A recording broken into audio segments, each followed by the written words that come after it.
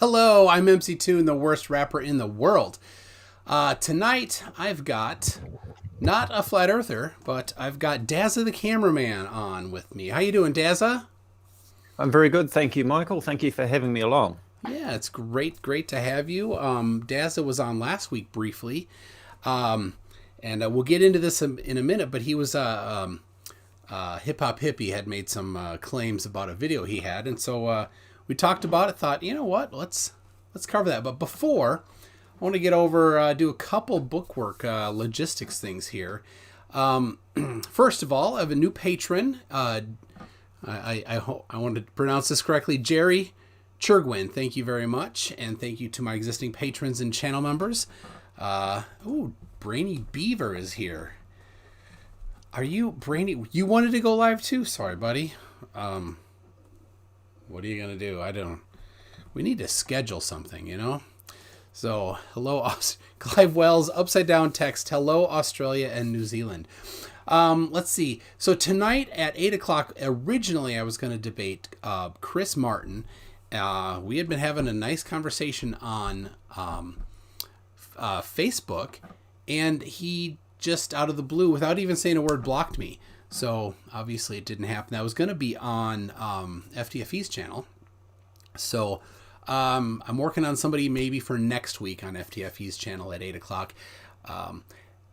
Very special one. I'm shifting my schedule at 4 o'clock next week. I've got Jack, Zhang, and Gleam coming 4 o'clock Central Time next week. So check that out. I'll get the promo set up early for that so that you can all see that. That should be pretty good. They're going to talk about gravity and perspective, of course. And then let's see, two more things. There is a movie coming out called Round by a new guy that is he's an actor, and he does I don't know, he's like, this is his movie that he's doing. Oops. I'm gonna show you a little bit of the preview here. Let's see. Gotta find, there it is. Get some audio in there. Let's see. I've not watched this preview yet. Now, Dazza, you won't hear it. Why do you work for liars and con artists? Your dad works for NASA, honey. Do you tell people the earth is flat? The earth isn't flat. Like Flat Hat Matt says in his videos. Who's Flat Hat Matt? Hey, all you truthers out there, it's Flat Hat Mac. Flat Hat Mac. Flat Hat Mac. Flat Hat Mac coming at you with another dose of reality. Oh my god. Who is this guy? This is junior high school science. Oh, I gotta see this one. Flat Hat Mac is great. I will put I'll put this video and the guy's channel in the description for everybody to see. And if you haven't subscribed to him, go subscribe to him. I will put also his channel in there, and he has the video of the movie coming out on what day other than Pi Day.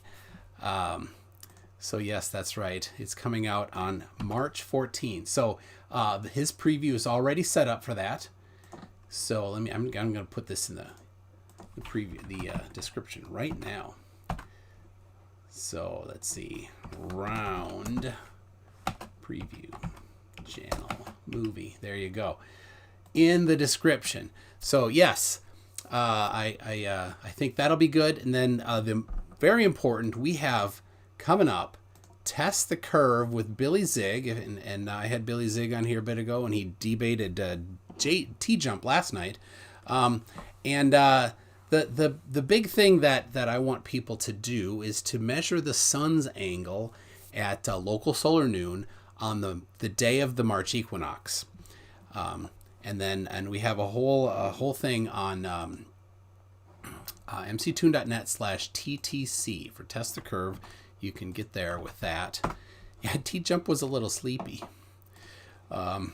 apparently he was sick. So anyway, so what we do is we measure the angle of the sun when the shadow is the shortest. That tells us the angle to it, and that lets us measure the circumference of the Earth, or radius of the Earth. Or we can hypothesize that the Earth is flat and test that hypothesis. So I recommend everybody do that. The more extreme north or south you live in, the better. So if there's anybody that's in like southern Chile, that would be super. Dazza, you're in New Zealand. That's a pretty good place down south of the equator. Mm-hmm. So if you'd like to, it'd be cool if you wanted to do that as well. Down south of the equator, where everything's upside down. Funny that. Exactly. So, yeah. So the day that the test the curve. I mean, we're calling it. We're working with Billy Zig, who wants to test the curve. He won't like the results, but whatever. But this is the second of at least 3 installments. We're going to also do it on the June solstice. So, and I've got somebody just south of the equator in Rwanda, OZ, the guy that we helped pay for his schooling.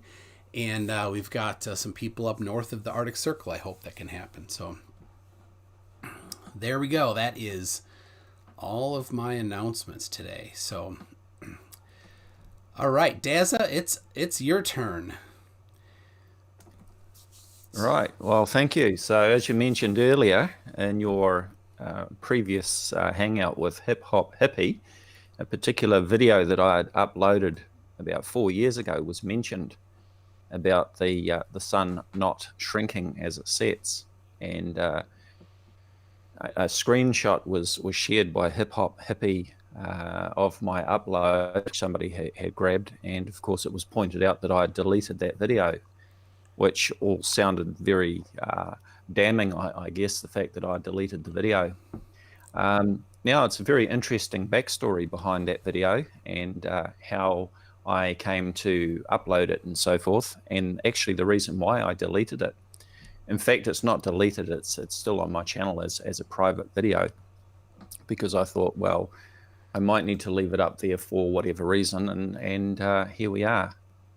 But I was actually sent that video by a guy who called himself Chris, which was short for Christopher Hitch Slap. And he sent me a message or an invite via Google Plus, which I wasn't very familiar with at the time. I was really just familiar with YouTube. And I think at this stage what I'll do is I'll share my my screen and bring up the chat that I had with him.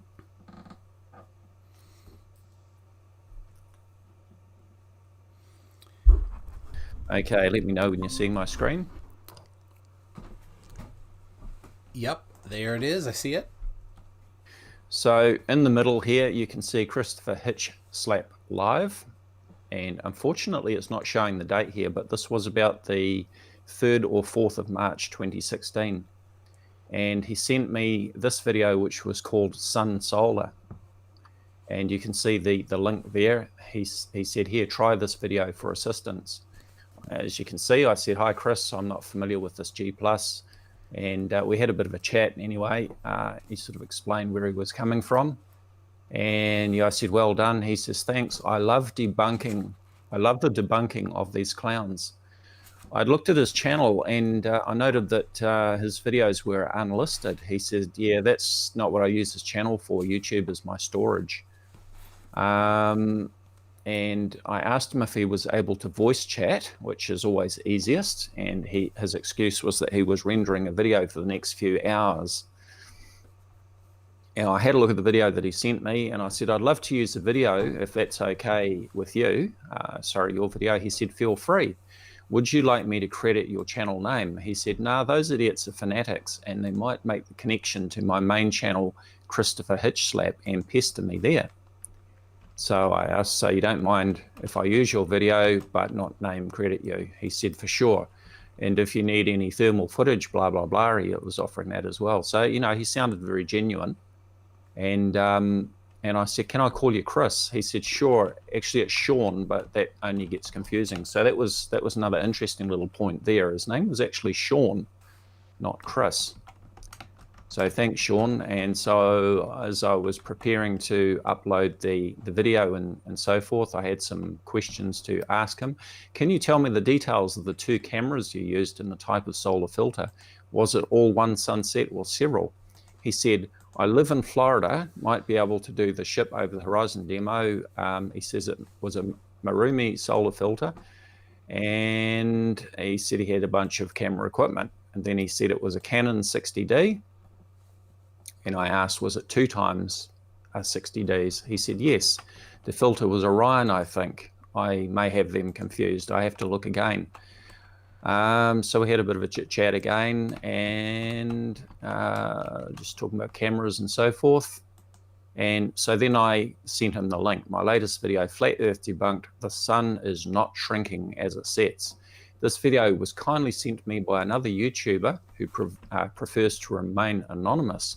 It was filmed using 2 times Canon 60D DSLR cameras, one with a solar filter, the other one without. There is the link there. He comes back and he says, very cool.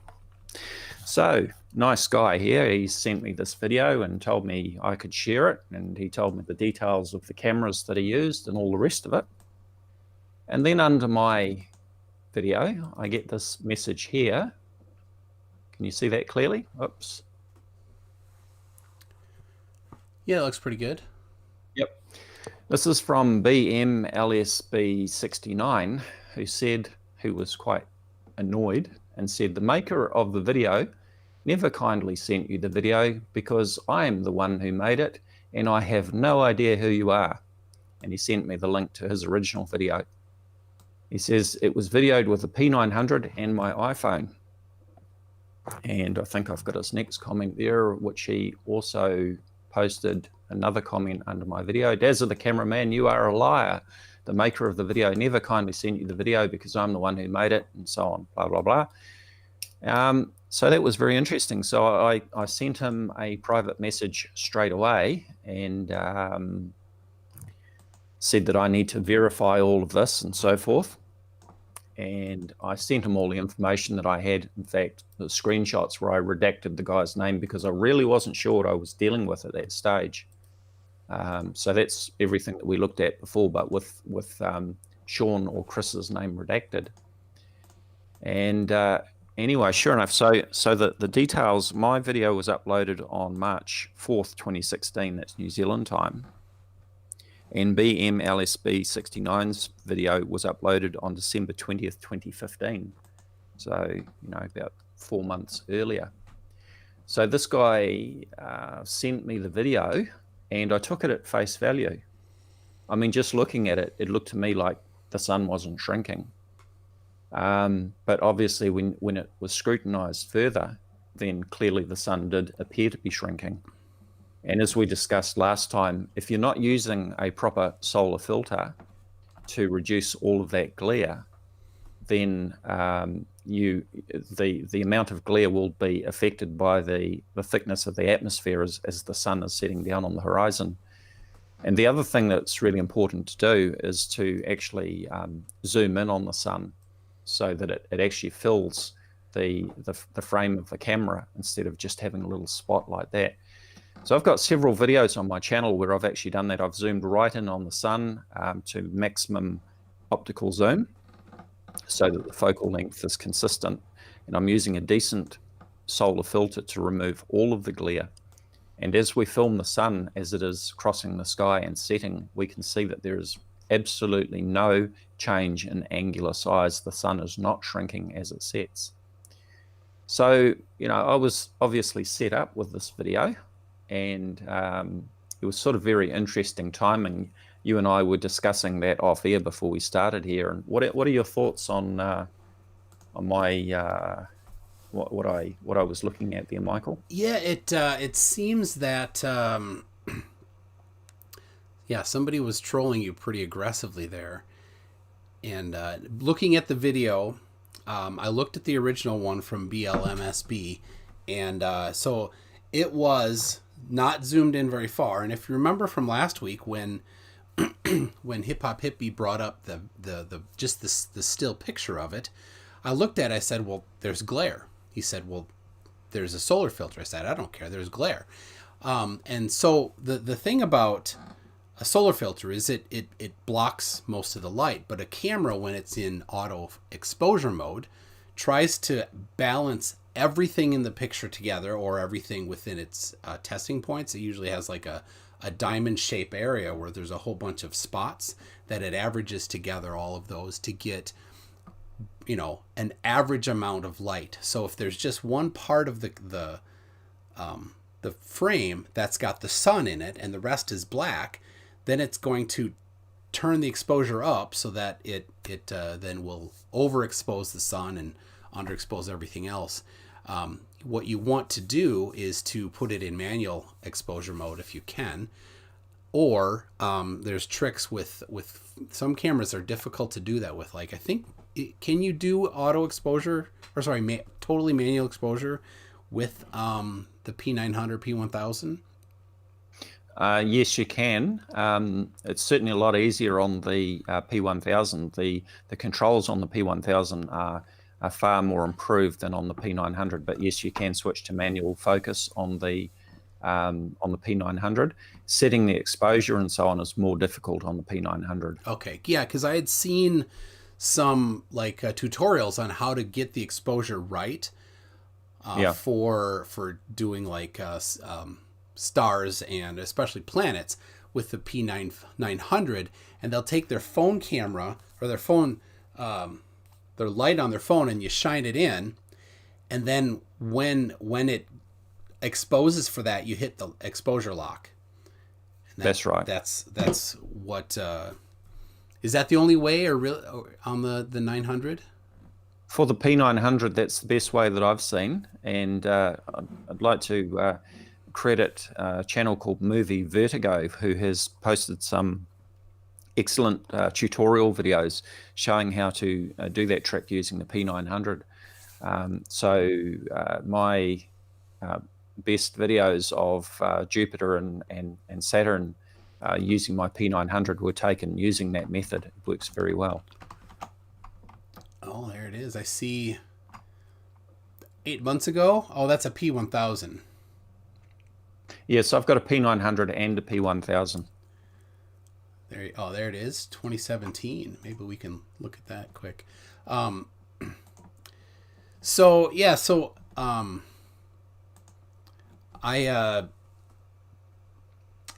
me, the camera I used to have a Pentax, and there's a button on the top, and you'd point to where you wanted to expose it, and then you press the lock button, and then you could reframe it, and it'll hold that exposure. But one thing that I think a lot of people miss is just the knowledge of exposure. And there's a book called Understanding Exposure by Brian Peterson. And every time somebody I know gets a nice camera, I buy them that book. So I have one downstairs because my son bought a nice camera a year or two ago, and he has that. So I have it. Actually, I used it from the library and had to turn it back in. So I don't even own that book. My kid does. So have you looked at that book? No, I haven't seen that book. Oh, it certainly sounds pretty good. The nice thing about photography books is there's lots of pictures and not many words, because it's a photography book. That would be silly to have too many words.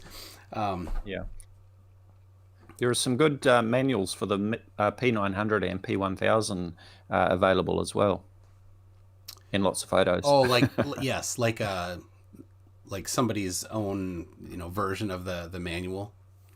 Yeah, right.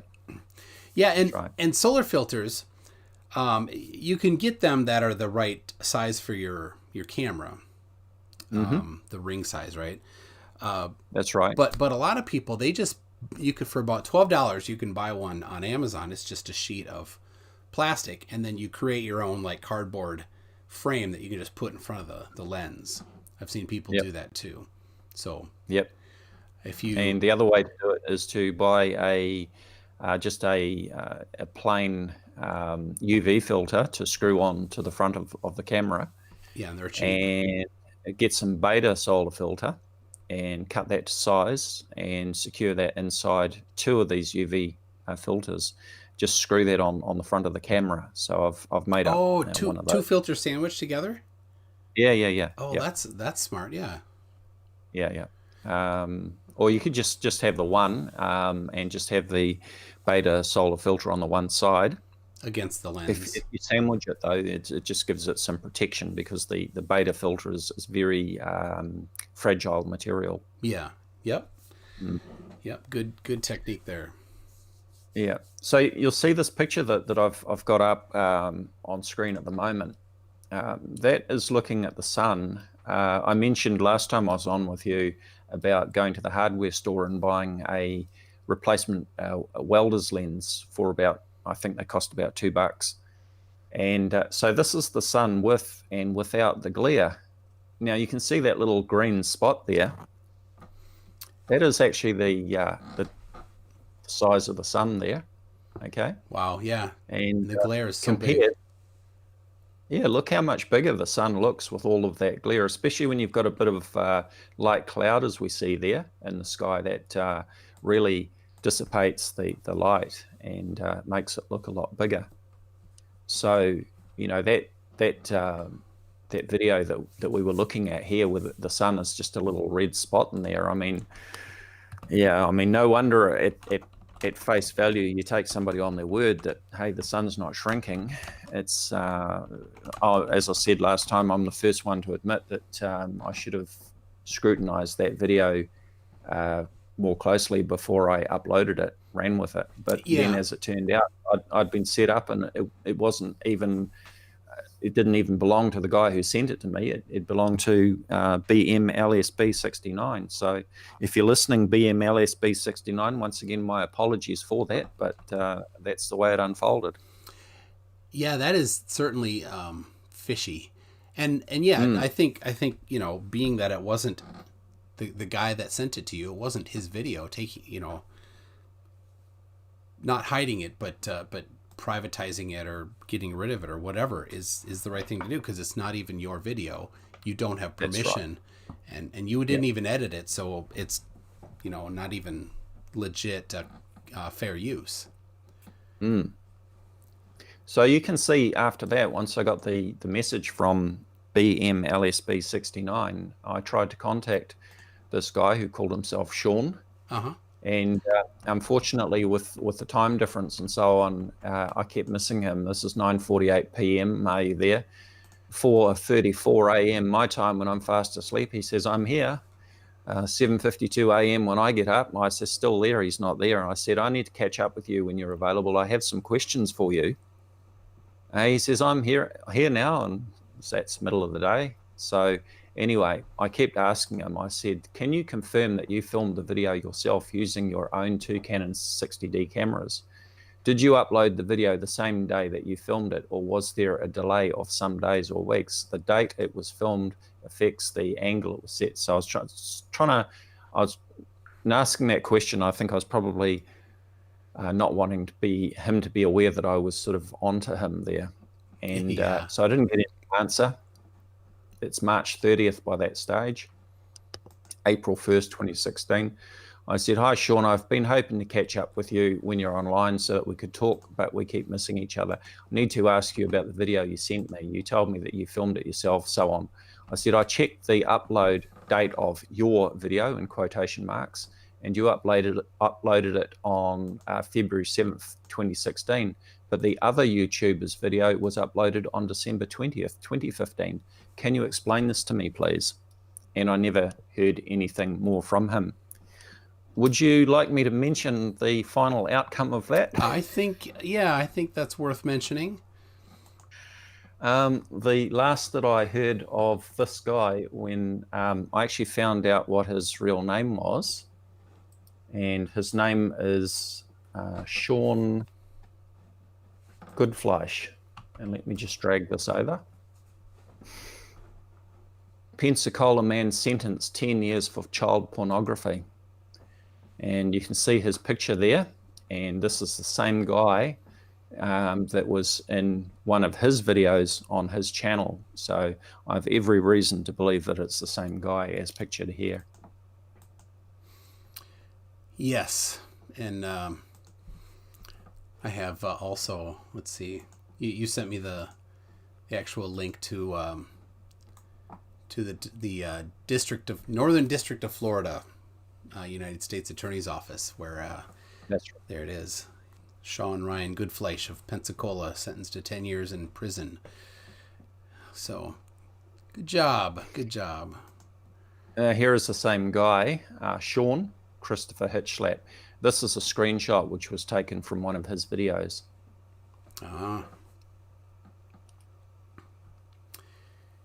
Hitchslap. So is Christopher Hitchslap. I wonder if that's a Christopher Hitchens. Yeah, Reference, so right? Christopher Hitchhlap, I was looking at that. Apparently, it's a sort of a term which has gained popularity, and sort of, my understanding is it's sort of debunking about debate and Christopher Hitchens circles, that sort of thing. So Yeah. yeah, There. I get that. I get right away when you said his name. I'm like, oh, that's a Hitchens thing. So yeah, his name is Goodflesh. Fleisch is German for flesh. Water, I nearly spat it out then. Sorry, that's German for Quit asking me to sprinkle them titties has been trying to get me to rap for quite a while, to no avail. And he's claiming he's a worse rapper than me. Maybe we'd have to have an epic rap off. So, well, yeah, that I would certainly that explains why I did not have that video up. Now, I did look at the video on somebody's saying that you got to pronounce the word instead of the letters BLMSB. So Blimzabub, something like that. I looked at the video that's on his channel, and it does have a solar filter, but as I mentioned, it's not properly exposed, so it's still glare. Yeah, so I've actually got a challenge for BMLSB69, or however you say his channel name. He has some interesting videos, and in fact, one of his earlier videos, which I will probably talk about shortly, has been getting a lot of views lately. But BMLSB69, my challenge to you is, since you, I'm just trying to remember, what sort of camera did he say he used? Let me check where here. is that? I don't know. He doesn't like he doesn't have much information on his videos. P900 and my iPhone, because Okay. he answered that when we commented under my There. video. Okay. Right, so we know that he's got a P900, and I think he's taken some star trail images before too, using his P900. So he knows how to use it. So my challenge would be to you, BMLSB69, is to please get a decent solar filter that you can attach to the front of your P900, turn off the digital zoom, and zoom right in to full optical zoom of the sun. So the sun will fit completely inside the frame of the P900. Now, when you've got the sun looking nice and sharp, set the manual focus and the AE lock, the auto exposure lock, so that we can maintain that sharp image of the sun. And do a time lapse of the sun, or a continuous video of the sun crossing the sky, just as you did in this original video. And let's see, you show me and everybody else just how much the sun shrinks when you're filming it at full optical zoom with your P900 and a proper solar filter. That is my challenge to you. Well, there it is, BLMSB. You've got a challenge. I did watch several of his videos, and you know, excuse me. Every time a flat earther puts a camera to the Earth, there's curve evidence. So that particular one, he has another one he calls Enoch Sun and Moon, I think. I don't know if that's the one, but he measured both the width, the height and the width of it. Maybe that was the one you had.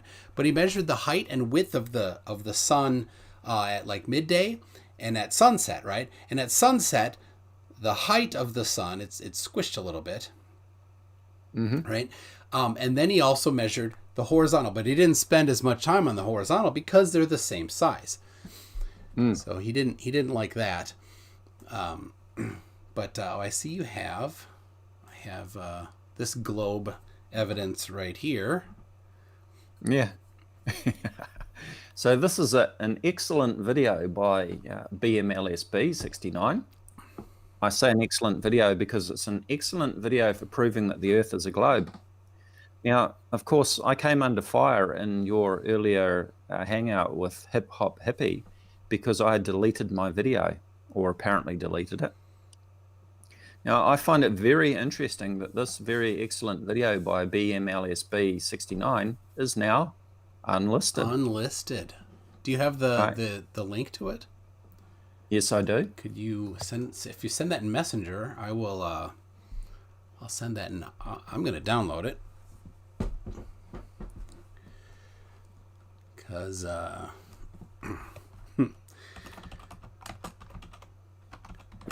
downloaded this video and saved it in case he decides to delete it. Yeah. We can see those beautiful clear images on a lovely clear day. I mean, why would you choose a day when the conditions are obviously absolutely crap to try and prove that the Earth is flat with the results from your camera on a really crappy day? You know, that's what the plain truth does. He looks for the worst possible conditions and tries to make conclusions from them. Yep. Yeah, sometimes I go out and I film the cargo ships because I live on the coast, right, very close to a port, so I can go down to the local beach and film the cargo ships which are anchored and waiting to come in to unload. The local port has a number of web cameras, and before I go out filming, I go onto that site and I check the visibility through those web cameras.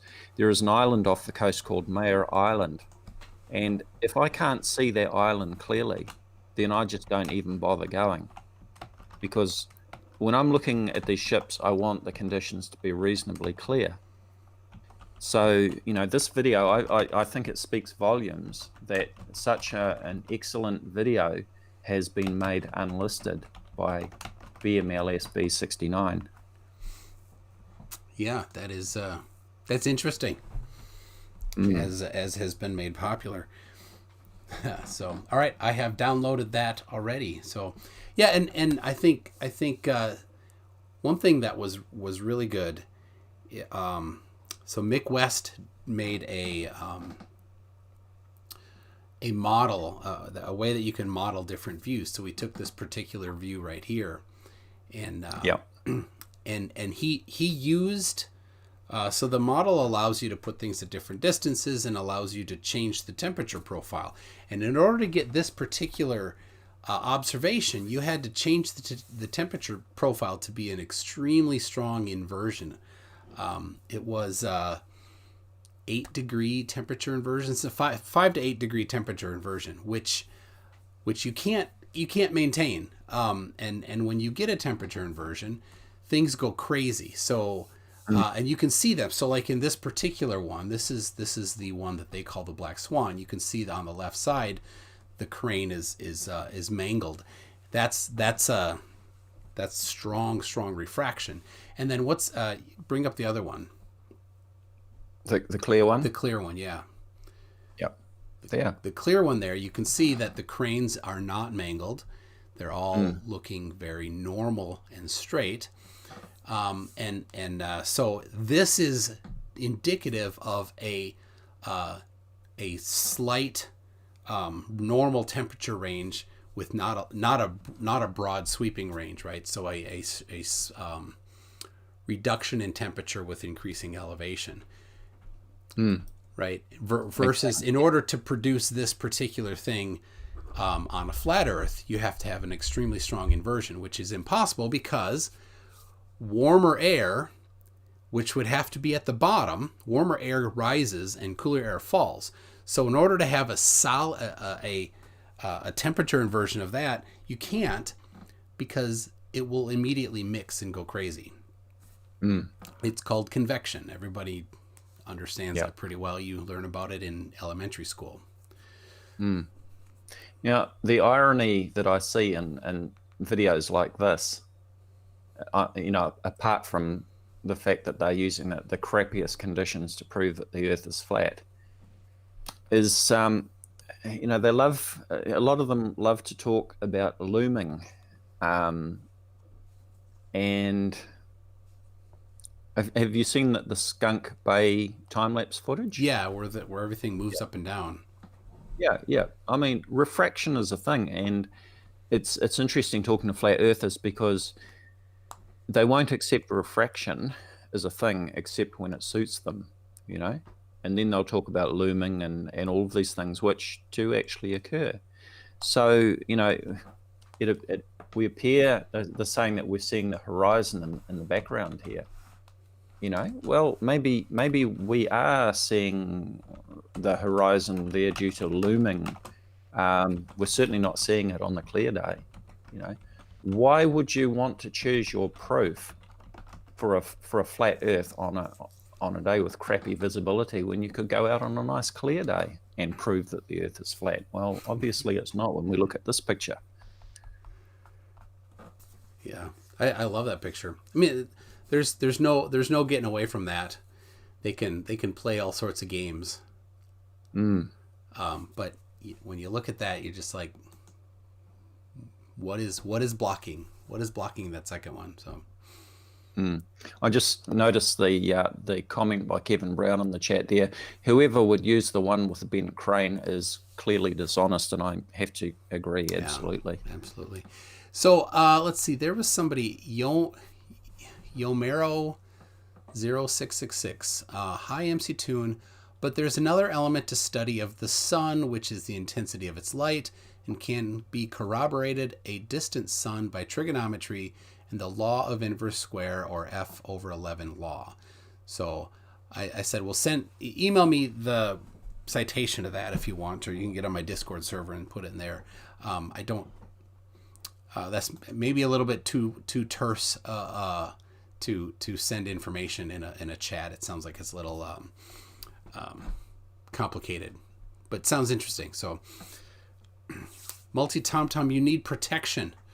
Well, it sounds like multi-tom-tom, you've been a little rude to some people. So, multi-tom-tom. We go back a bit, don't we? Multi-tom-tom. Yeah, you can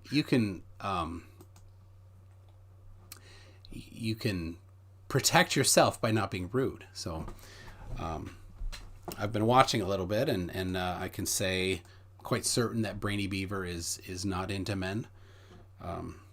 So there you go. Be nice to Tom Tom. You don't need to call him names. Tom Tom, don't call people names. There you go.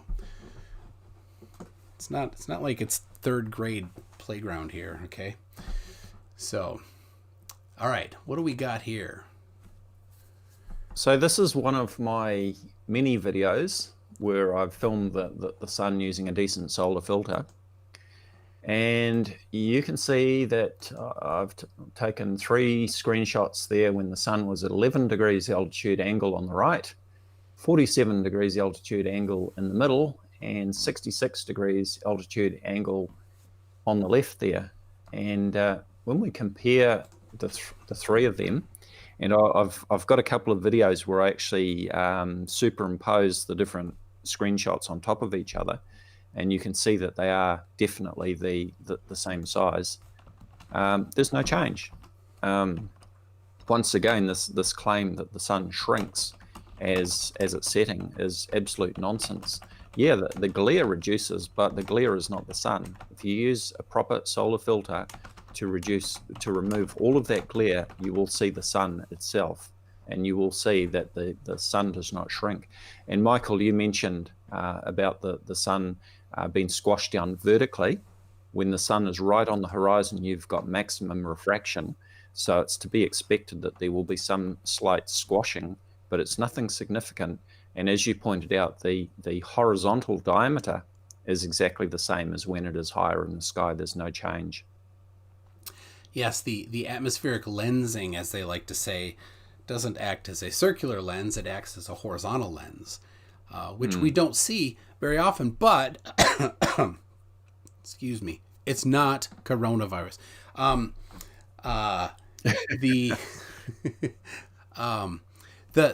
have seen, I think my grandparents had this plastic ruler thing that had this curve over it. It was, it wasn't that big, but you'd put it on the paper and it would magnify the paper or the text a little bit. And I thought, well, that would be a pretty good thing to get, but it's a little small for any sort of a demonstration. But that's how the atmosphere acts as a lens. It expands or mostly compresses things near the horizon. It doesn't expand them. The funniest is like Rob Skiba. He thinks that the atmosphere expands everything, makes everything look bigger. But if things got wider, 360 degrees, where you can't have it get wider. 360 degrees, there's nowhere for it to go. Right? So you can compress things or you can expand things, but mostly compressing.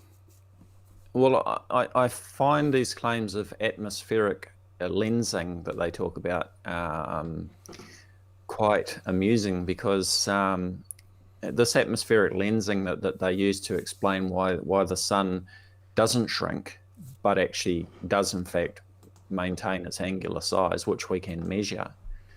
This atmospheric lensing seems to be very choosy in what it actually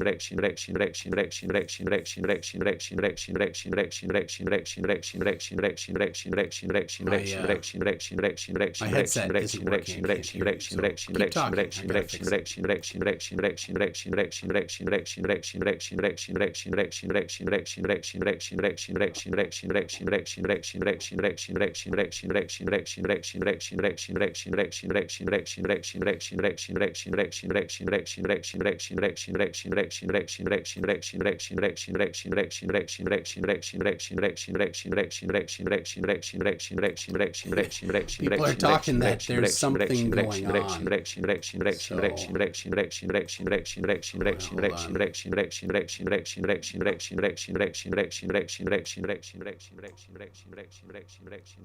Something's looping. So, all right, hold on. Working on it.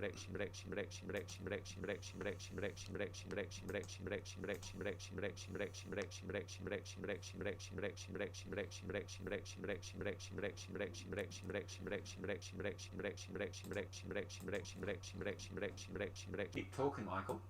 Okay, I hear you now. So, I'm brainy.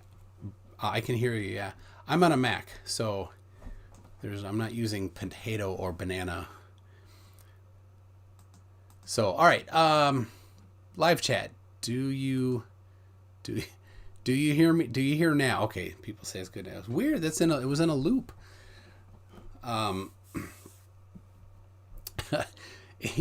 Electrome for 50 secs. Thank you very much. Says, I don't understand this recent worldwide corona fever. It's not even that tasty of a beer. It's done by the lime manufacturers as a way to sell more limes. Okay. Where were we?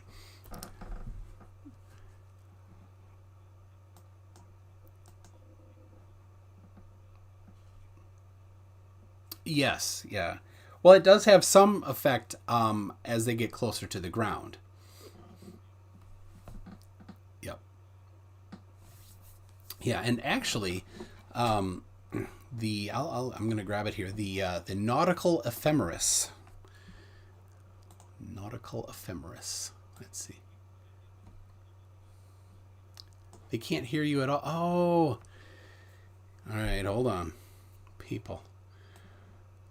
Yeah, something went a little wacky there. So, all right, I will get it back here. Check it out. Live stream audio and Soundflower. Man. Still, yeah. Oh, so something went wacky on that, and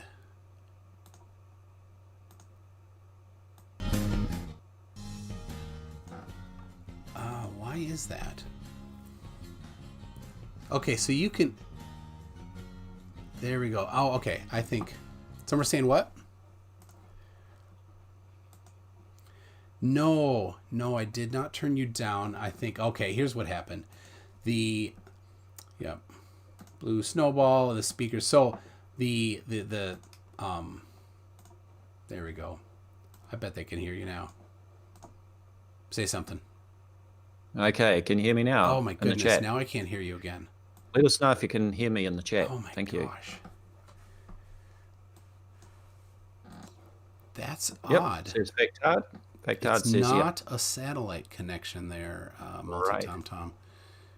Most of that goes through the ground and under the water.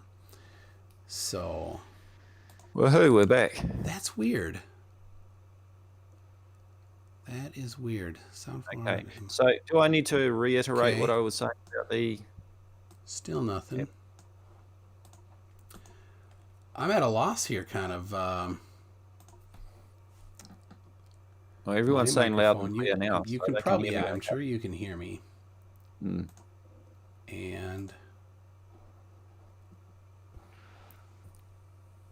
I think I might have it. All right, Michael, can you hear me? there we go. I can hear you. Okay, and everybody can hear me in the And chat, so I think there. we're all good. Okay. Yep. Too many settings.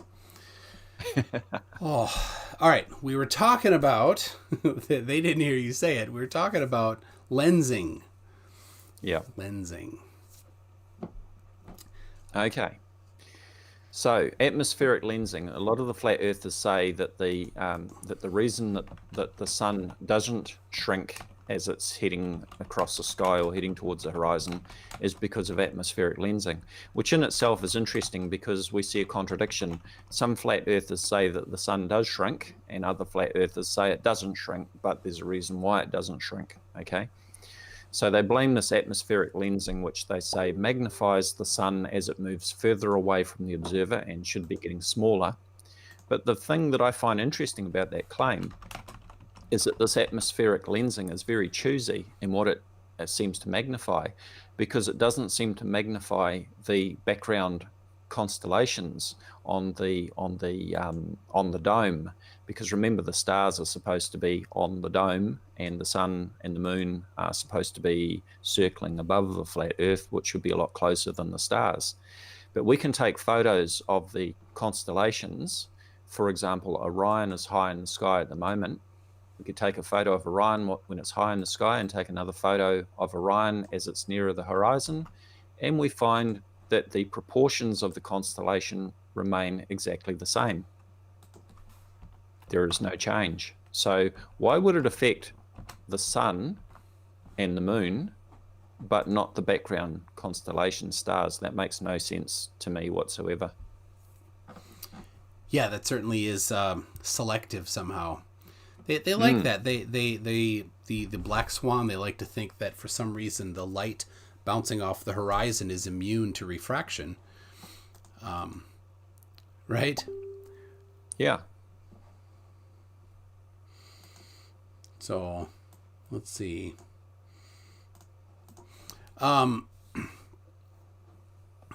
Yeah, and they especially say, I see that humidity or moisture. They say water droplets. That all the little water droplets together act as a lens. Like, that's nonsense. That's so. It can't get wider. Where would it all go if it was just a circular lens? No, water droplets in the air when it's low on the ground, we call it fog. You can't see through it. It obscures your vision. That's different than humidity, which is dissolved in the air. But there's the four top things that affect refraction in the atmosphere. The first most important one is pressure, but near the ground the pressure doesn't change much. The second is temperature. Near the ground the temperature does change. Number 3 is humidity, not droplets, but humidity, and that has the opposite effect of what most flat earthers think it does for refraction. And the fourth is carbon dioxide content, which is very, very slight in how much it changes the refraction. Everything else is so small that it's never actually considered because it doesn't affect its enough to have a appreciable difference. So.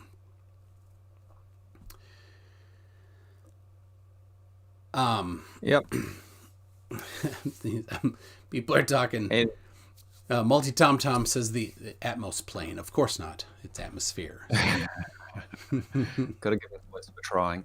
Yeah. So those images of the sun that I've got up there on the screen. Yes. I mentioned my challenge to BM LSB 69. That's sort of what I'd like to see from you. As I say, zoom your P900 into full optical zoom, as I've done there. So you're using a consistent focal length. Let's see a nice sharp image of the sun. So there's no glare or blurring or anything like that. And let's see your comparison over a number of hours from when the sun is high in the sky to when it is setting on the horizon. I know that others have already done this. For example, Wolfie 6020 has done this using his P900 and a proper solar filter. Yep. And I have actually played last week. I played a montage that I have on my channel that is from several different people, including Wolfie, Reds Rhetoric, Flat Earther Felipe Rockholt has 3 videos of sunrise, sunset, and midday, all the same size. Zoomed in as far as he can with his P900 with the solar filter that I recommended that he buy.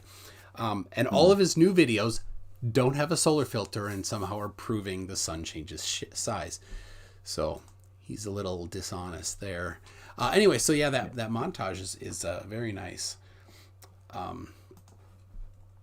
So yeah, that'd be cool to see them try. Of course they won't because we know what the result will be.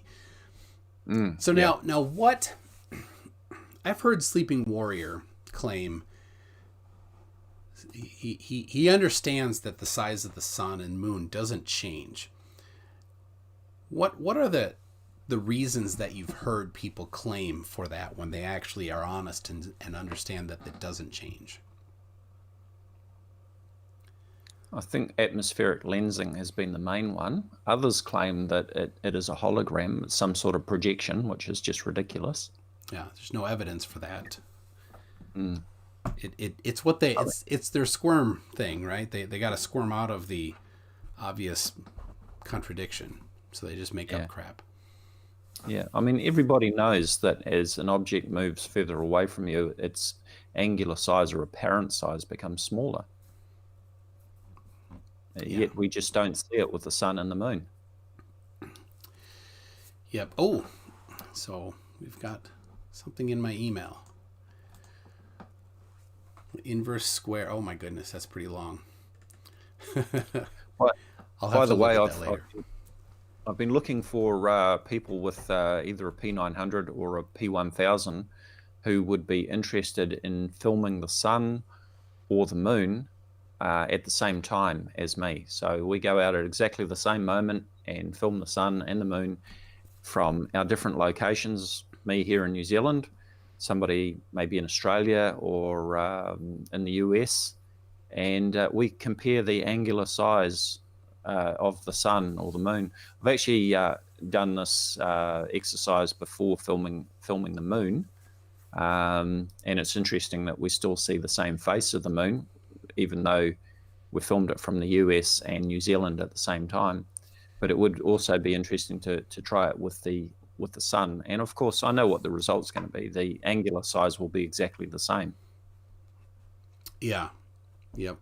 Yeah, it'd be nice to have the same camera model to do it in both locations. So there you go. If anybody anybody has a P900 or P1000, contact Dazza. You can find his channel in my link or in my description. I think you have your email on your about page, right? Yes, I do. Yeah. There you go.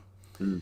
So you can find. Yep. I'll just reply to Robert Williams in the chat there, who says, I have a D750 with a 150 to 600 millimeter lens, and understand the math to figure out how much to crop to match effective focal lengths. Just be aware that it's not terribly accurate. I have done the comparison between the P900 and the P1000, with the P1000 set to the equivalent focal length of the P900 at full optical zoom, and there is a very slight difference. So you can't rely on that to make the point. I think if you're going to do this exercise, you really do have to do it with matching cameras. Yeah, and you know what the flat earthers will say, they get super picky about anything that's globe evidence, and they're happy to have all sorts of sloppiness when it's coming for flatness, right? Like extreme refraction events. Like that's absolute proof, you can't deny it. No, sorry, that's garbage. That is the worst possible conditions to do anything. So, which is every single observation that ever has been taken by the plain truth. So. I see Extra Gay has commented looking for a used P900 or P1000. I'll just mention too, if people aren't aware, there's a new model out called the P950. So it has the same optical zoom of the P900, which is 83 times, but it has pretty much all of the features of the P1000, including the much improved control over exposure and manual focus, all that sort of thing. If I was buying the P900 again, or a camera of that size with that zoom, my choice would definitely be the P950. The only thing I'd say though is that you might want to wait until the price drops a little bit, because it's just come out, so it's still very expensive at this stage. Yeah, that's a cool option if somebody's buying you. So you can do manual exposure with the 950 without doing the little shining the light and the lens trick. Yep, absolutely. Yeah, that's cool. That's cool. It's the cameras are still, there's challenges with the cameras, especially at high zoom. The chromatic aberration starts to get bad. And you know about that? Yep. So you get the colouring with the because of the lenses. You get that with refractor telescopes as well. Yes. And there's two kinds of telescopes generally, right? There's refractive, which is big lenses, and the bigger the lens, the harder it is to make, or reflective, which is just a big mirror, which is a little easier to make. But the nice thing about reflective is they're lighter, and they can make them bigger. But there is a drawback to the reflective lenses, or reflective telescopes. Do you know what that is? You tell me. You cannot see space vampires. So, so if you're on the lookout for space vampires, yep. Yeah. that's you don't have any choices. I saw that being posted on Facebook the other day. Yes. Sean Hawkins, let's see. Apochromatic telescopes cut down on color fringing. So I don't know what that is, but yeah. So when you make a refractive lens, like the P900, or like a good lens, like a Canon nice zoom lens, you do things to fix that chromatic aberration so that the light, the different wavelengths of light meet back on the sensor in the same correct spot. But it's difficult to do and can be quite expensive to design. That's why the P900 doesn't do it, and that's why the $10,000, $20,000 high zoom lens for your Canon big camera does it. But it's expensive, and they're big, they're giant too. These lenses are huge. You watch a football game, and when they run off the side, they get tackled off the side. The sideline is full of guys with these cameras that are this big. They're just giant, and they're protecting them. They're like holding them back because that's a multi-$1,000 lens. It doesn't zoom as much as the P900, but it's clear. And that's the big difference. So, I saw the comment by Electrome. Did you see a super chat there, Michael? oh yes, I wouldn't get any P series camera. They are bad for 26. There you go. All right. So my response to that is the P900, P950, P1000 are certainly not in the same league as a good quality DSLR camera that you can do deep sky photography, astrophotography with, all that sort of thing. But I have to say, I'm really impressed with both the P900 and the P1000 on the general results that you get with it. I've really got no complaints with those cameras. I think they're fantastic. And also, the ability to be able to zoom right in on Saturn and see the rings, and Jupiter, and see the cloud belts and the 4 main moons. I've seen the red spot on Jupiter in some very clear images taken with the P1000. I think it's a fantastic camera. It's basically a 3-inch refractor telescope with a built-in 16 or 18 megapixel, I can't remember, camera, and a 4K video camera. And with P1000 you can also film in RAW if you're into that. Yeah, there's certainly many benefits to it. And for the price, you're not going to get that much zoom. That's the big deal. You don't get 83x zoom for, I don't know what a 900 costs these days, but on a DSLR, you're paying 20 to 100 times as much for that same amount of zoom. So I have here your video of the moon and Jupiter. So here is, now I can present it to you if you want, but yeah, absolutely, go for it. Because you've seen it, you did it. But let's see. We have to turn off your presentation, I think. Yeah. There you go. So you should see what I'm saying. So you can see the cloud belt stripes there on Jupiter. Yeah, that is really cool. I think that's quite amazing. Now, that one there was actually filmed with the P900. Yep. Not the P1000. So that's at 83 times optical zoom. So we can... I'm really looking forward to seeing Jupiter and Saturn back in the sky in a few months, so we can have another go with the P1000. Yeah, so let's look at... I got the P1000 here. It's a little shaky. Let's see if we can... There it is. So I paused it, and we can see it might not come through on the live stream. I'll drop the link in here. But you can see the moons of Jupiter. Yeah. That is cool. Scrub through a little bit. I'm not sure. There's one that's really quite clear, so I'm not sure if it's that one or another one, but yeah.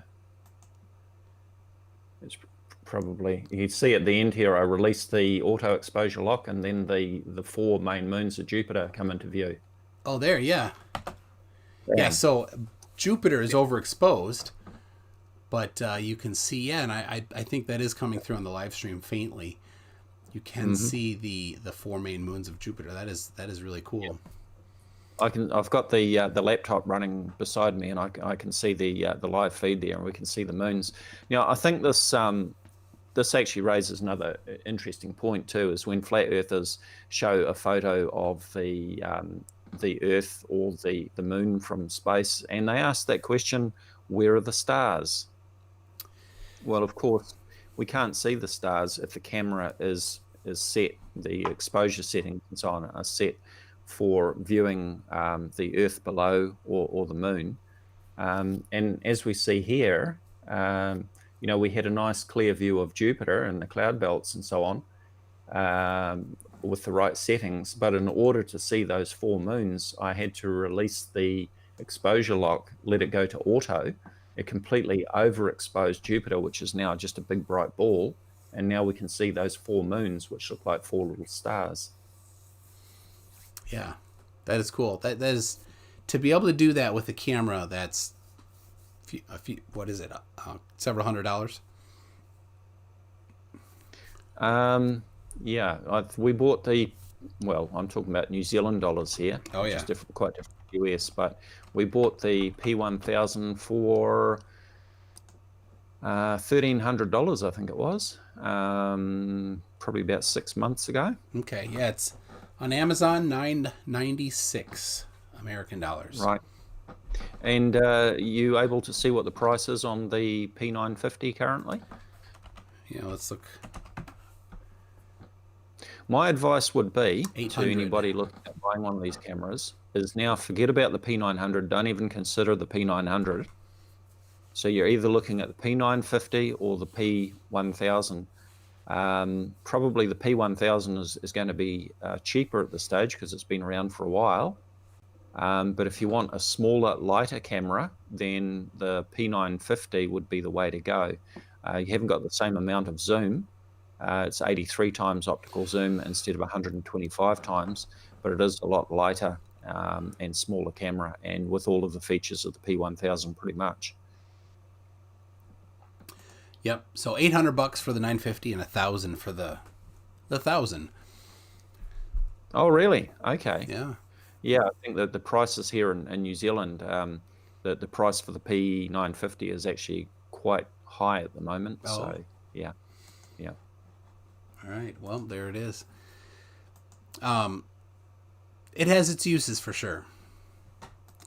But when you see those stars, as they call it, that are blurry and out of focus. Oh yeah. That's just user error. That's not seeing reality.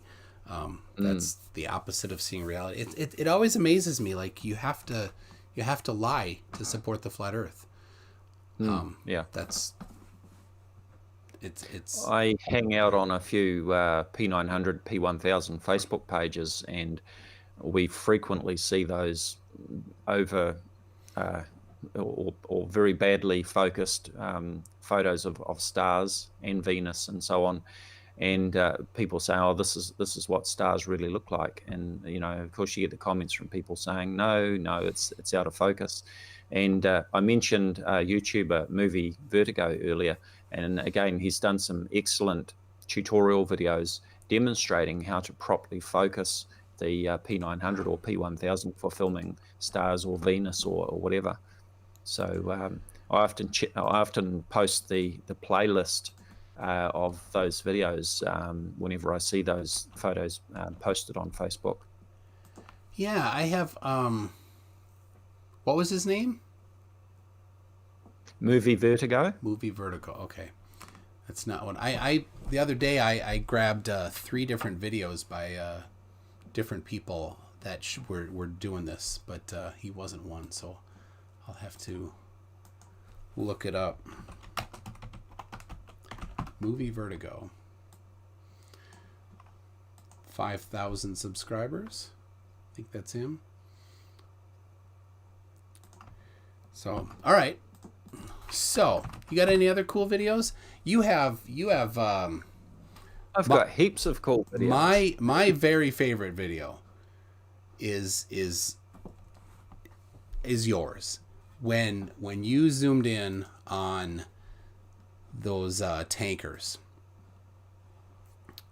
right? And then at partial zoom, you took a screenshot of the tanker. I think were they tankers that was partially obstructed, and then you zoomed in the rest of the way, and you took another screenshot and you put them next to each other, and there's the same amount obstructed. Mm-hmm. That all of their claims that you can bring it back, everything ends when that video is shown. Yeah. That claim that more zoom will bring a ship back up over the horizon is totally destroyed. It's just absolute nonsense. So what video is that? We gotta pull it up. If you search for more zoom on my channel, yeah, there it is. It's a 2 minute. That's the one. Yep. 8 minutes into. Up Oh on no, the right-hand side. 2:51. There it is. All right, I'll pull it up. There's a longer version which is 8 minutes long, but this is the condensed version. All right, and we're it's playing now. I suppose you're talking over it at the beginning.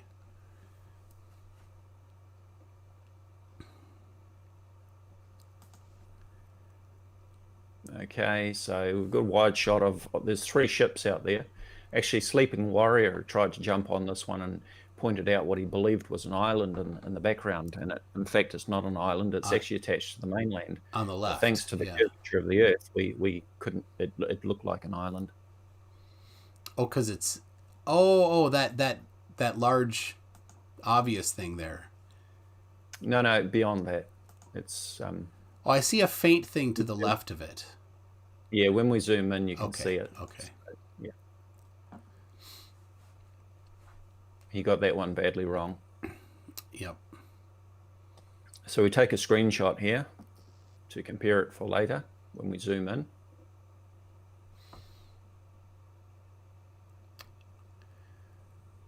And yeah, so I have the audio muted, so we can get the official audio from you. There we go. And then we compare the screenshot taken earlier with it zoomed up closer, and we see that there's no change. Zoom in some more, same screenshot as earlier, and again, no change whatsoever. And you can see that the conditions are you know, although it's a bit grey, there's no obvious mirage effect happening there. Yeah, and it looks like is it overcast? I just go back to the wide shot. I can't recall, but the wide shot. No, it's not. It's not. Yeah, it's not too bad. We've got a bit of blue sky above there, and some Yeah, cloud there's as some well. clouds. So the most consistent is when it's overcast. Because when it's overcast, then you don't have the sun hitting the water and changing the temperature a whole bunch. Yep. So now here's what when most of the time they like to talk about angular resolution and vanishing points and the limit of your eye. Of course, this is a camera, not an eye. But when they do that, they miss something. And I think they just don't actually understand the Rayleigh criterion is about not zoom, but the aperture size. So here's the challenge to a flat earther. Don't show zoom, right? Zoom it in all the way or whatever, and then change the aperture from wide open to small, because you're talking about a diffraction limit and angular resolution. That's all tied to the aperture size. So if they're correct, you could zoom in and then just change the aperture smaller, and then more of it should hide, and then expand the aperture again, and it should raise up, according to them. So Multi-Tom says the sea raised up. Oh, Multi-Tom. I think the ship. It's pretty obvious that the ship is sinking here, isn't it? Yeah. Let's see. Yeah. NA for $6.66 says the P1000 in New Zealand / Australia more expensive because it needs to be calibrated for shooting upside down. Hail Santa. Yeah. Yep. Yeah, that's the, The light curves differently because of upside down. yeah. I saw a comment earlier in the chat by Rivet, if I'm saying that correctly. Dazza, what's your preferred ecosystem for camera lenses for astrophotography? Thinking of picking up a film SLR body again, and being swappable with a DSLR would be nice. Okay, so you're actually talking about a film camera and being swappable with a DSLR, which is digital. So maybe the question isn't what I was thinking it was. I was just going to say that if you want to do astrophotography, you certainly do need to use a decent DSLR camera. The P900, P1000 and so on just is not in the same league for doing astrophotography, for the simple reason that you can't get the same range of ISO or light sensitivity and exposure. At your maximum ISO sensitivity on the P900 and so on, your exposure time is limited to like 1 second. And at the maximum exposure time of, say, 30 seconds, if you do it that way, then your ISO is limited to ISO 100, which is the least sensitive sensitivity. So, you know, if you want to do any deep sky photography, then the P900 or P1000 is not the camera that you want to use. You really want to use a DSLR camera with you know, a good sensitivity on it. Well, and always if you can get a telescope with a mount for your camera, that's, you know, you can't beat that. Well, you can, but that's a great way to do it. And yeah. I think Geistview uses that type of a setup. Mm-hmm. So, and he's got some fantastic photography of stars and mostly stars and deep sky stuff. He told me he got a one for filming a special telescope just for doing the sun. But haven't seen any of that lately. So Sean Hawkins, DSLRs are noisier than CMOS cameras. All right. Are there any flurfs that use equatorial telescope mounts? Eric Briggs, the real Eric Briggs. The real Eric Bergs. Yeah, Eric knows what I'm talking about. There's a YouTuber who, unfortunately for this Eric Briggs, shares the same name, and he posts videos claiming that the moon is flipping as it crosses the sky each night. That it's actually doing something very strange, when, of course, it's just due to yes, long story, says Eric. It's just due to normal what we call field rotation. Same thing happens if you're filming an aeroplane crossing the sky. If you took 3 photos, then as it crossed the sky, the angle of the aeroplane would appear to change as it's crossing the sky. Same thing happens with the moon. And this is the reason, of course, why we use equatorial mount telescopes, so that you don't get that field rotation for one thing, as well as being able to track something across the sky in one axis of rotation. Exactly. So Eric's got good videos there. Eric, who's in the chat there. Oh, Eric Briggs. Yes. Okay. Yeah. So, Multi Tom Tom says water is level. Yes, it is. I gave you a link for except what is level. Level is a curve. So I have no problem with saying water is level. Yeah. Oh, have I seen Thunderfoot's footage of the sun? Amazing that footage like that could be done without a university behind them paying for it. I have not seen Thunderfoot's footage of the sun. Maybe pop a link in there. So, I just love having this picture up. There's no answer. Multi Tom Tom is just making up garbage. Good to have you here making up some funnies for us, Multi. All right. So, do you have any other ones that are that you'd like to highlight? Put me on the spot. Let's see. I got your whole I list think here. there was a collaboration video that I did with John Michelson, where he filmed the moon from the US as I was filming it from here in New Zealand, and we compared what we saw, and it was we were seeing the same face of the moon, same angular size, but there was a little bit of parallax difference, which would be expected. So that was quite an interesting experiment to do, and credit to Are you John seeing Michelson. Are you seeing that? I'm playing one right now. Is this the right one? Impromptu Lunacy with John Michelson. Yeah, that's the one. Okay. Yeah, Salt Lake City, Utah, and how do you say the name of that town? Tauranga. Tauranga.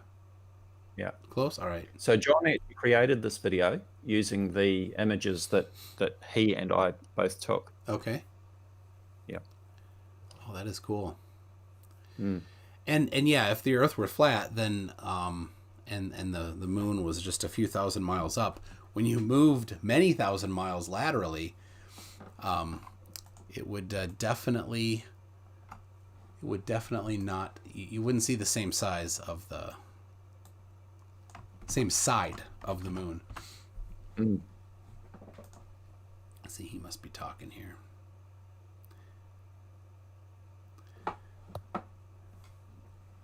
Oh my goodness. Thunderfoot, that is pretty amazing. I'll show that one in a minute here. So, yeah, and so you do see in this a slight what's it called? Where The parallax. the parallax, yeah. Mm-hmm. Oh, he's in Stellarium here. Well, I'll pop that in the chat for people if you want.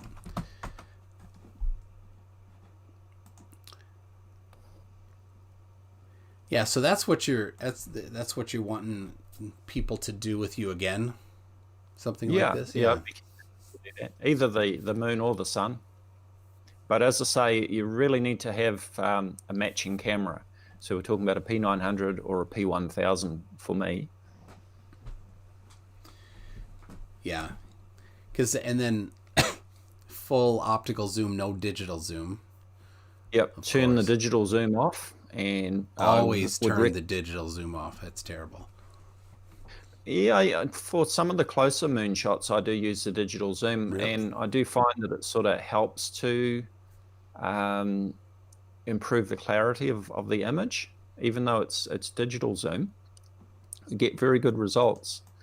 But yeah, for this exercise, you'd definitely be turning off the digital zoom, and probably also want to turn off the image stabilizer and just have the camera on a good sturdy tripod. Yes, sturdy tripod helps. If you have a cheap tripod, hang a weight on it. Yeah. Doesn't do it all, but so yeah. Charlie's comment. Charlie is saying, and I love this. The moon does, and so does the sun. They do change in angular size throughout the day, but it's not much. And the point of, and I'll get to your actual comment here, but the point of it is, if the Earth is flat, then the amount that the sun and moon must change is dramatic. It's 2 times or 3 times, depending on, and it all depends on where you are, right? If you're on the equator and if you're on the Tropic of Cancer and it's the day of the June solstice, the difference is much different, right? From where it's directly above you, where it's 3,000 miles up or whatever, to where it's farthest away. It's not as much as if you're south of the Tropic of Capricorn on the day of the December solstice, right? So 2x to 3x approximately in difference in size.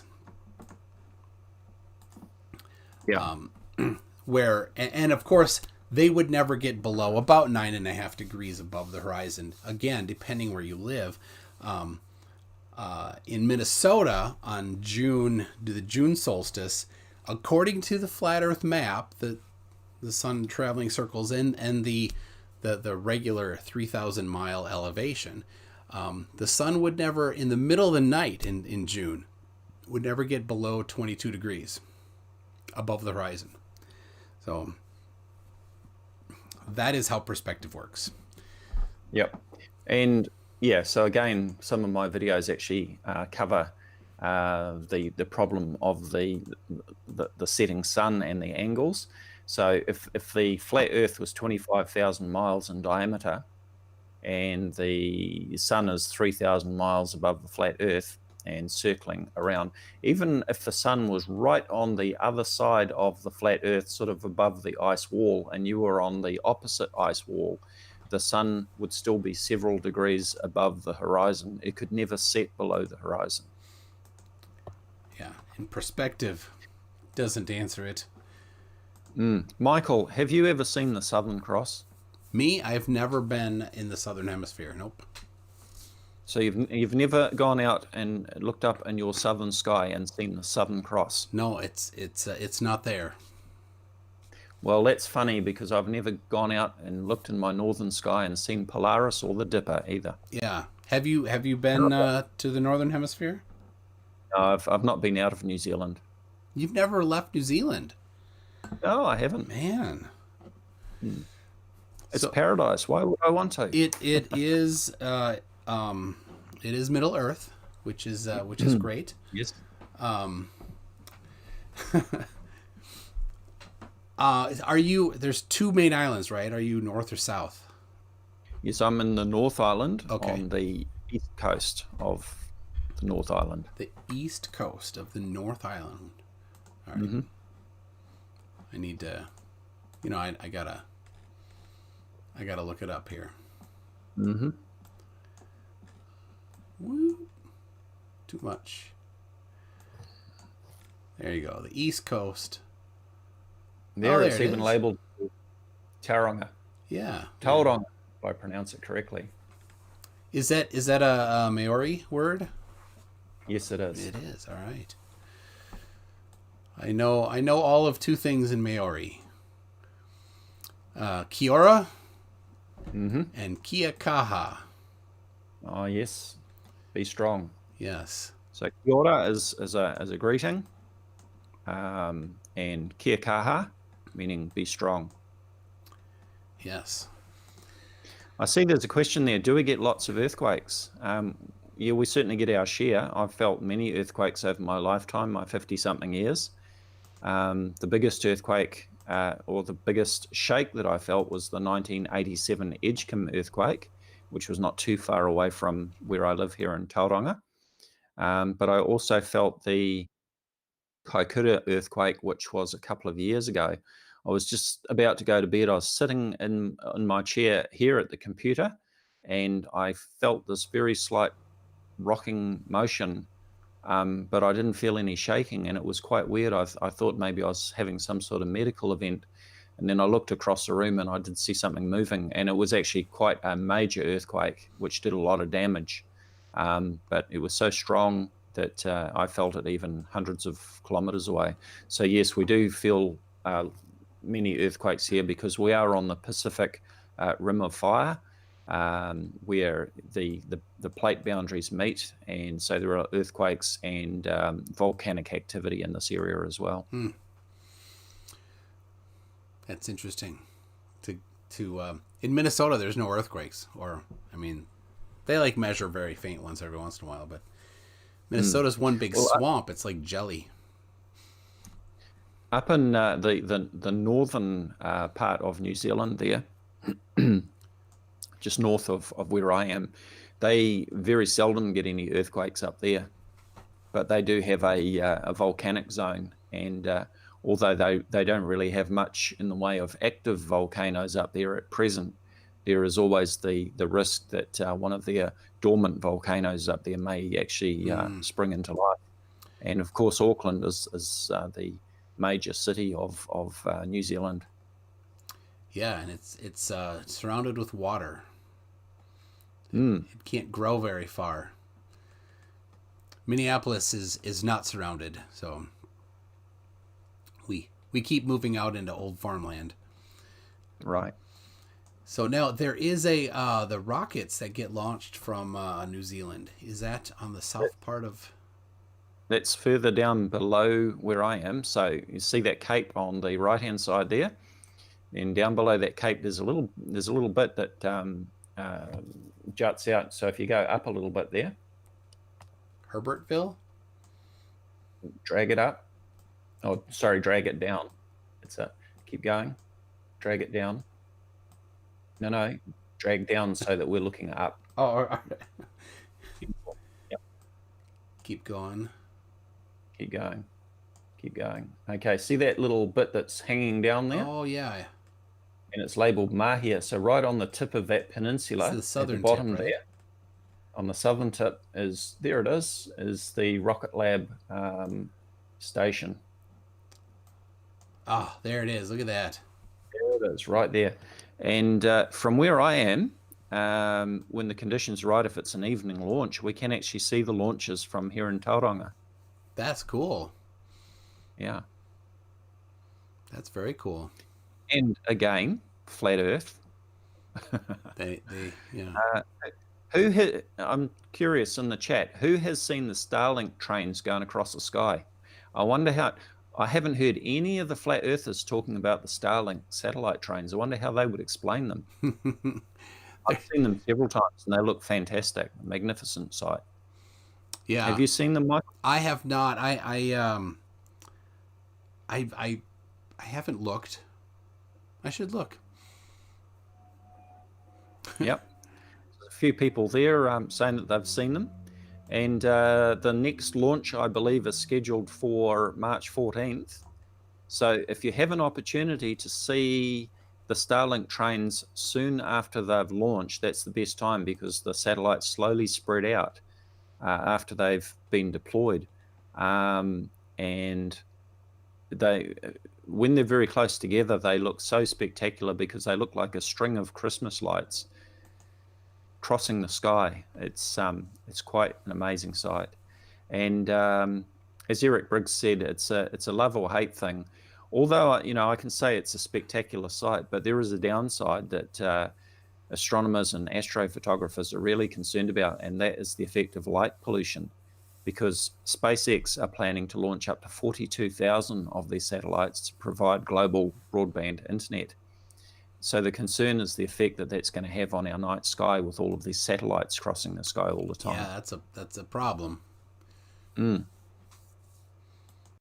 Problem flat earthers don't believe in, apparently, but yeah. So I'm curious to know how do the flat earthers explain Starlink? Because anybody can go out at the predicted time, look up and see these things going across their sky. Well, I had Billy Zig on. We had a chat, not a debate, a couple weeks ago, and that week he had filmed the ISS.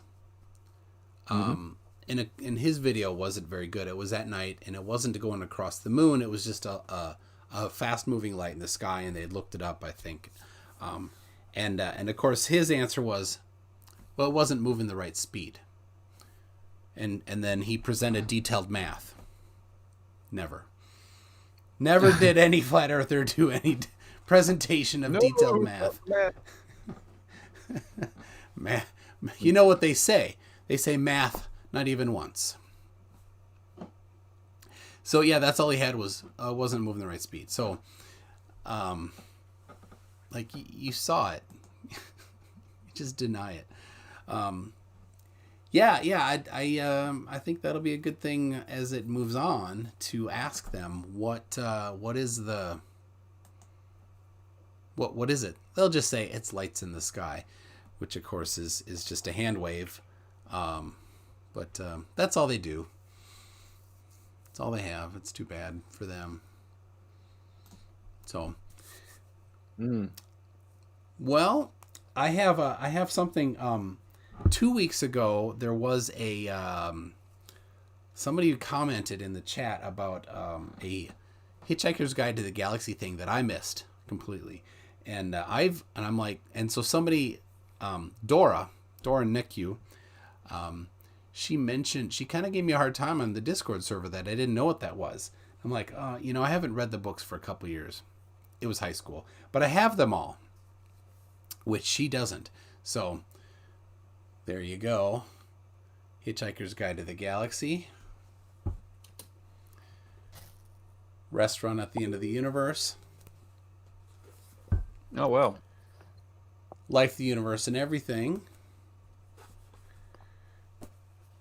So Long and Thanks for All the Fish. And then hardcover, Mostly Harmless. So there you go. There you go, Dora. I've read them all many years ago. Just thought I'd throw that in quick here. Let's see, you sent a photo. No, not the math. Oh, that's good. Hold on.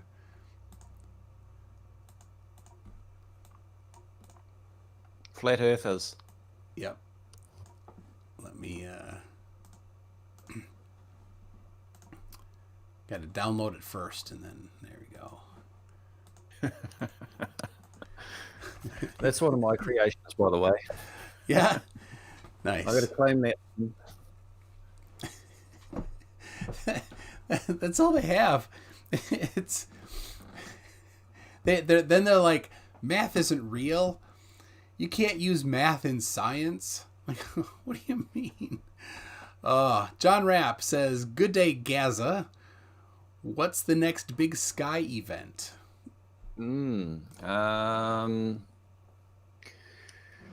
Well, I mentioned the next Starlink launch. That's probably going to be the next spectacular thing to see in the sky. Starlink being launched on the 14th.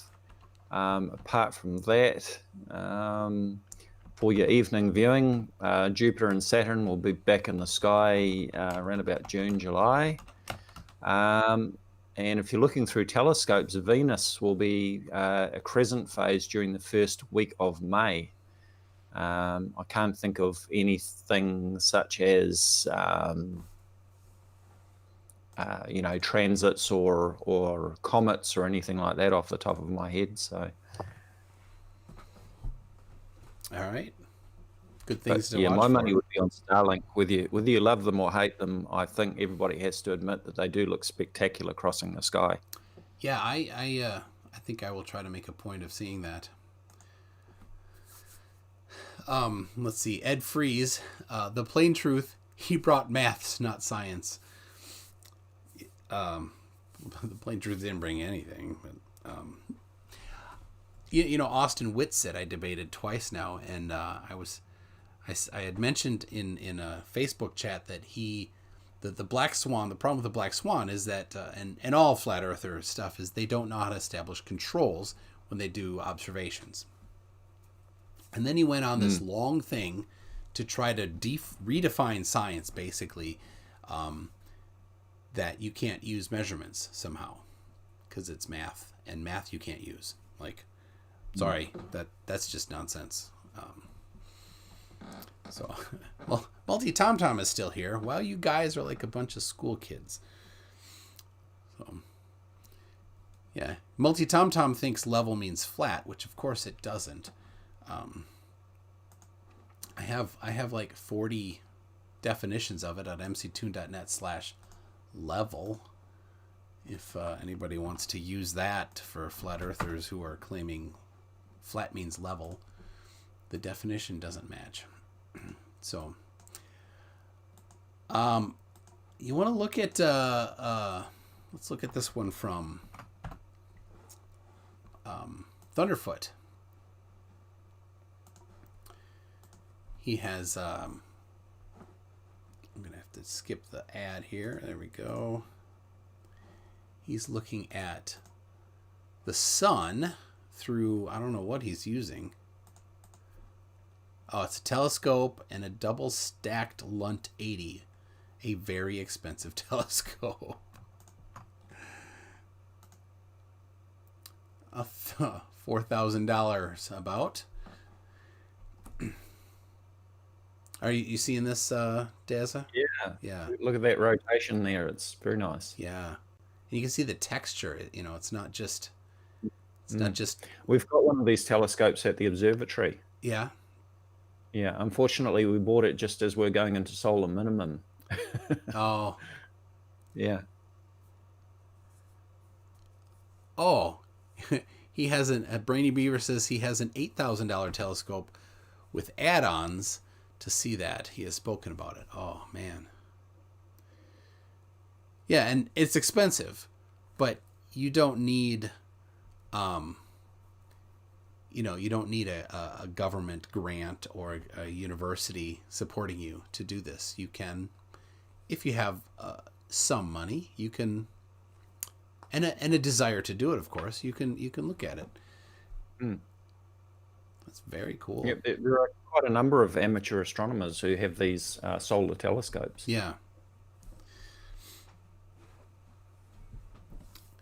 So let's see. Fact: it is a spheroid boom. Says, what about the densilinear ether band? From obviously from The Plain Truth. Let's see. Brainy Beaver seems to be a Thunderfoot follower, like fanboy even, right? Recently he showed how to do a beautiful, not quite Geist view shots with $400 worth of gear. That's cool. That's on Thunderfoot's channel on eScope Viewer. So there you go. Apparently, if you want to know what Thunderfoot is up to, you talk to Brainy Beaver. So that is cool. I don't know. He doesn't really show much. He just kind of goes back and forth. I think he zooms in a little more here. You can see, yeah, there's some on the edge there, something going on because of some artifacts, I think. Oh, he's busting a $3,000 camera on Kickstarter. I love when Thunderfoot gives him hell on Kickstarter. The vacuum pump clothes dryer. So funny. So, well, let's pause that. You got anything else here? We're getting up towards almost 2 hours. Yeah, I think I'm gonna have to go and have something to eat. I'm starting to fade. So, Yeah, what time is it there?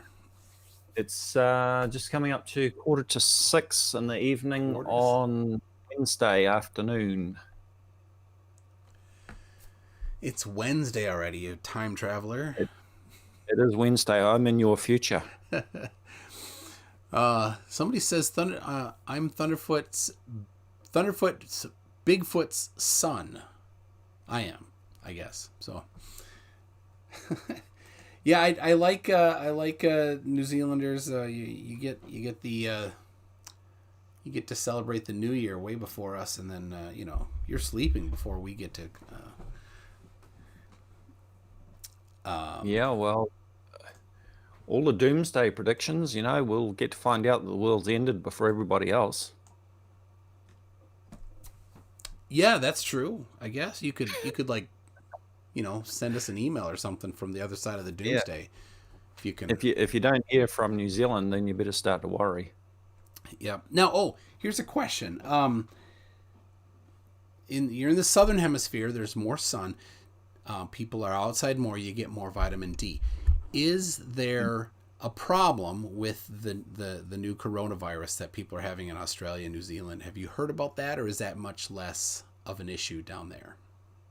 I think the last count that I heard, we had 5 confirmed cases in New Zealand and 2 possibles. There's certainly been no deaths here. Yeah. And the people who are infected, I think they've got it pretty much under control with quarantine and so forth. Now you're talking about the sunshine and vitamin D. Yes. Were you linking that with the coronavirus? So yeah, I had read. I'll see if I can find it. A thing on. Oh, where would it be? My wife found it. Mm-hmm. and that one thing they were saying was, I'm not going to be able to find it, that in China, vitamin D deficiency is a much bigger problem. It's their diet, it's their, when they're outside, it's their whatever, in farther north. I don't know where Wuhan is. I think it is a little farther north. And of course it's winter there. And so vitamin D deficiency is an issue there, and it helps to fight off, in general, it's said to help you with fighting off sicknesses. But there was one thing in particular about the coronavirus and how it attached to, I don't know, something to get into your cells, that it was related to some thing in your body that's produced when you don't have vitamin D. So anyway.